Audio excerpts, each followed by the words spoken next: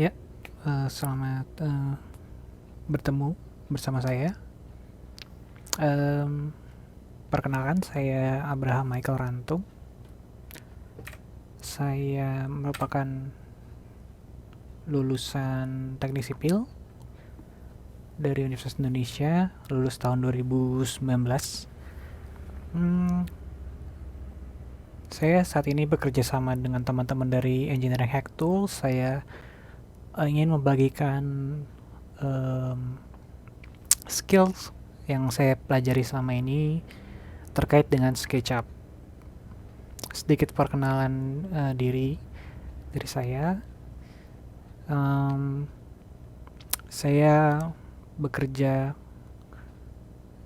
sebagai civil engineer tahun 2019 sampai kemarin pertengahan 2021 di PT Gas Giosbi Indonesia. Pekerjaan saya di sana berhubungan dengan maksud saya berhubungan dengan course kita kali ini, karena saya sering memodelkan instalasi pengolahan air limbah secara 3 dimensi dan 2 dimensi. Dan saya juga menggunakan SketchUp dan juga aplikasi pendukung lainnya. Saya harap sepanjang course ini teman-teman yang mengikuti course ini jadi bisa menggunakan SketchUp gitu. Oke, tanpa lama-lama kita langsung masuk aja ke pengenalan. Jadi di video pertama ini kita akan fokus kepada pengenalan apa itu SketchUp dan juga mungkin spesifikasi, dan ya, langsung aja kita mulai. Oke, jadi kita masuk ke dalam pengenalan terhadap SketchUp. Kita akan belajar apa itu SketchUp dan untuk apa SketchUp digunakan. Nah, SketchUp digunakan untuk apa? Ada beberapa, misalnya desain interior, arsitektur, woodworking, structural model, geometri, dan 3D printing. Nah, ini macam-macam ya aplikasinya. Kita bisa lihat yang pertama dari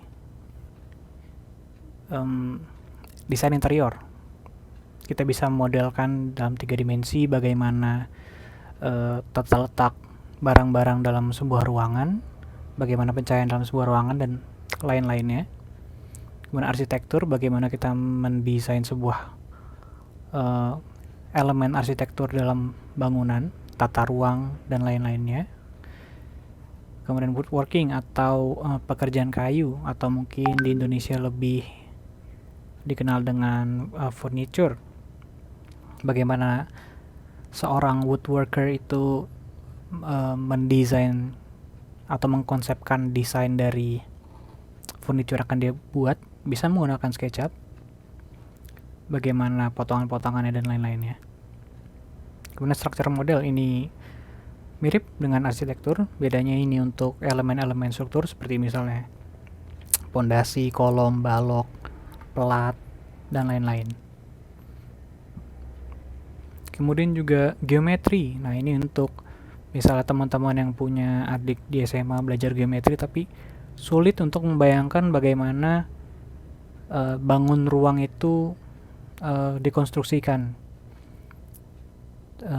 Gak hanya bangun ruang, bisa juga bangun datar. Dalam SketchUp itu semua bisa divisualisasikan. Kemudian ada lagi nih aplikasi yang terbaru, mungkin sekitar 2 atau 3 tahun ini masuk di Indonesia, yaitu adalah 3D printing. 3D printing ini cukup menarik karena kita bisa mencetak objek yang kita modelkan dalam SketchUp menjadi objek yang nyata, real, 3 dimensi. Aplikasi dari 3D printing pun bisa macam-macam. Kita bisa lihat dari sisi arsitektur, mungkin teman-teman yang arsitektur ini bisa membuat maket dengan lebih mudah, bentuk-bentuknya lebih real. Karena kalau teman-teman arsitektur biasanya maket itu dari kayu balsa, dari modeling foam, dan lain-lain. Seperti itu. Nah, apakah terbatas di 6 aplikasi ini aja? Jawabannya Tidak, karena hampir segala hal yang teman-teman bisa imajinasikan secara 3 dimensi itu sebenarnya bisa dimodelkan dalam SketchUp. Seperti itu. Nah, jadi apa sebenarnya SketchUp itu?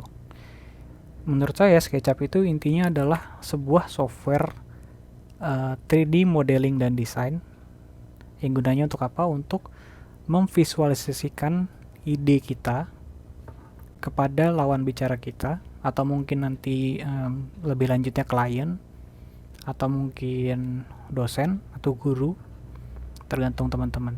Intinya adalah bagaimana kita memvisualisasikan ide kita dalam 3 dimensi. Itulah gunanya SketchUp. Nah, apa kelebihan dan kekurangan dari SketchUp? Kita mulai dari kelebihannya dulu. Menurut saya SketchUp ini salah satu software yang cukup mudah untuk dipelajari, karena saya udah mencoba beberapa software seperti SketchUp tentunya, kemudian AutoCAD 3D, kemudian Revit, dan juga Blender. Menurut saya SketchUp itu yang paling mudah dipelajari karena poin yang kedua, UI-nya itu sangat friendly bagi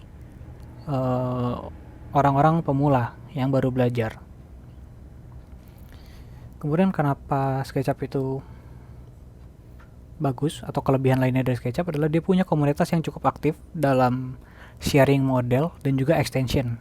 Extension ini mudahnya adalah tools-tools tambahan. Jadi teman-teman punya tools basic yang dari SketchUp-nya, tapi ada juga orang-orang yang aktif membuat extension untuk menambah tools-tools sehingga menambah fungsi dari SketchUp itu sendiri. Jadi itu poin plus dari SketchUp. Karena poin plus lainnya adalah SketchUp ini tergolong software yang cukup ringan. Ringan dalam artian dia mengambil space yang cukup sedikit dalam hard disk atau hard drive teman-teman, dan juga spek yang dibutuhkan itu nggak tinggi. Nanti kita akan bahas setelah ini. Tentunya SketchUp juga punya kekurangan. Yang pertama, cukup sulit untuk membuat model yang sifatnya organik. Organik itu contohnya atau mudahnya adalah objek dengan banyak lekukan. Misalnya kabel yang menggantung, kertas yang sudah lecek, daun-daunan, rumput, itu cukup sulit untuk dimodelkan. Dan ketika dimodelkan itu akan memakan resource yang cukup besar. Karena SketchUp ini, meskipun saya bilang tadi dia itu ringan, tapi kalau misalnya model yang teman-teman buat itu semakin banyak dan semakin banyak poligonnya, itu akan semakin berat. Sebenarnya seperti itu.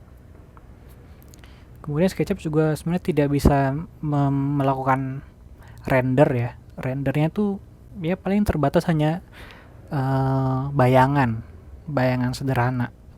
Jadi kalau misalnya teman-teman mau melakukan render yang bagus, itu butuh software tambahan, dan software tambahan inilah yang sebenarnya cukup berat, butuh komputer yang cukup bagus, seperti itu.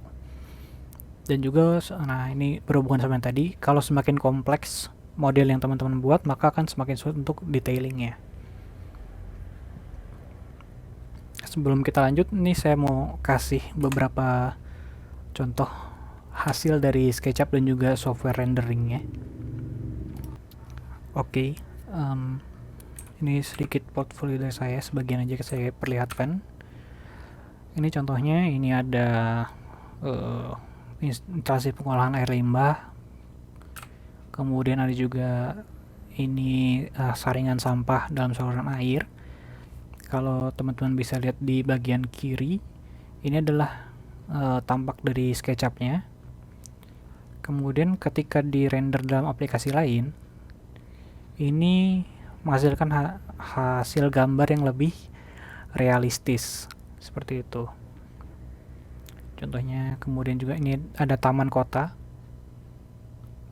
Kalau teman-teman lihat ada banyak pohon dan daunan, ini tidak dimodelkan di dalam SketchUp ya, tapi dari aplikasi tambahannya itu.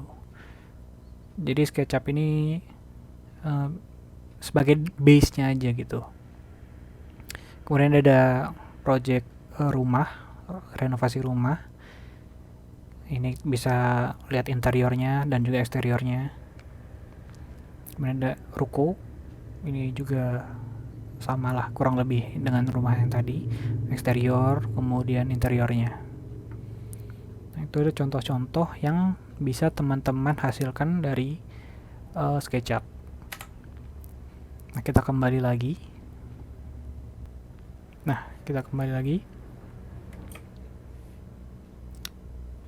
Jadi bisa atau tidak SketchUp ini jalan di komputer yang speknya rendah? Kita tanya ke yang buat alias di website resminya. Jawabannya sebenarnya ya bisa. Tapi kita harus lihat dulu nih minimum hardware-nya nih. 1 GHz prosesor dan 4 GB RAM. Hampir semua laptop yang dijual yang baru itu minimal ya speknya di atas ini. Untuk prosesor rata-rata sekarang 2 GHz, RAM 4 GB, bahkan ada yang minimumnya sekarang udah 8 GB. Ya saya rasa untuk menjalankan SketchUp itu udah oke. Di minimum hardware requirement. Bahkan di recommended hardware requirement-nya itu pun tidak terlalu jauh. 2 GHz processor speed dan juga 8 GB RAM ke atas. Saya rasa sih itu tidak begitu berat untuk zaman sekarang. Jadi saya rasa untuk laptop mulai harga di 4 jutaan itu sudah bisa untuk menjalankan SketchUp. Kalau teman-teman butuh rendering, nah itu beda lagi. Kalau kita bicara soal rendering, mungkin teman-teman harus menyiapkan laptop minimal budget 7 jutaan itu udah bisa untuk rendering gambar. Untuk rendering video pun ya teman-teman harus tambah budget lagi. Seperti itu. Dan itu disesuaikan dengan requirement dari masing-masing software yang akan digunakan. Seperti itu. Nah, ini untuk SketchUp Web requirement-nya nggak begitu jauh. Nah, SketchUp Web ini saya belum bahas tadi. SketchUp Web ini adalah SketchUp, tapi teman-teman bisa akses dari browser, jadi nggak usah download. Nah, ini sifatnya free, tapi tentunya fiturnya lebih limited gitu. Oke, kita bisa lanjut ke SketchUp-nya setelah ini.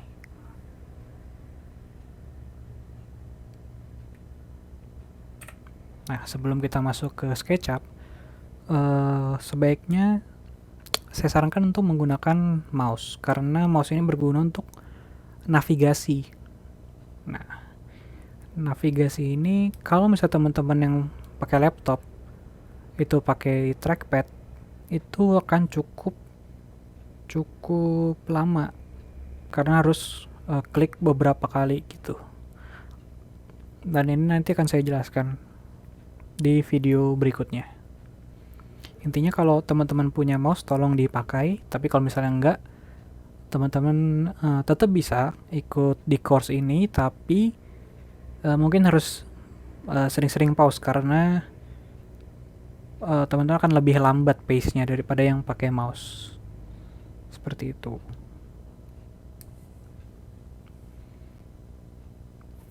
Oke, sekian dulu dari saya. Sampai ketemu di part berikutnya.